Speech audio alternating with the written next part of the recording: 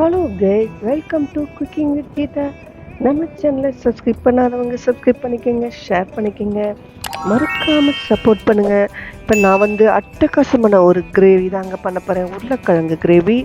இது சப்பாத்திக்கு, பூரிக்கு, புரோட்டா எந்த ஒரு டிஃபனாக இருந்தாலும் இதுக்கு நல்ல ஒரு சைடிஷ் தாங்க. வாங்க எப்படி பண்ணான்னு பார்க்கலாம். முதல்ல கடாயை போட்டு எண்ணெயை விட்டுருங்க. பட்டை, அதாவது மசாலா சாமான்லாம் தாளிங்க. அதுக்கு முன்னாடி நெய் ஒரு டேபிள் ஸ்பூன் விட்டிங்கன்னா இன்னும் டேஸ்ட் அதிகமாக கிடைக்கும்.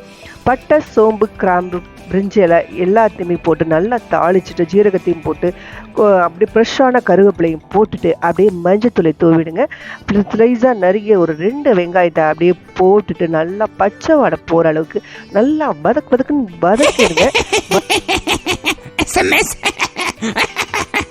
எதுக்குங்க இப்படி சிரிக்கிங்கன்னா, நான் ஜோக்கா சொல்கிறேன், கிரேவி தானே பண்ணிகிட்ருக்கேன்.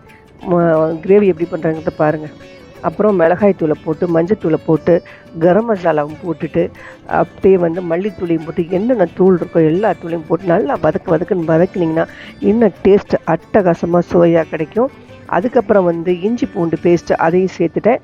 அதையும் நல்லா வதக்கிடுங்க. அப்புறம் ஒரு 1/2 கப் அளவுக்கு தயிர் எடுத்து பீட் பண்ணிவிட்டு, ஏன்னா கட்டிகள் இருக்கக்கூடாது, அதனால் பீட் பண்ணிவிட்டு அப்படியே போட்டுட்டு உப்பையும் போட்டுட்டு ஒரு 5 மினிட்ஸ் கொதிக்க விட்டுருங்க.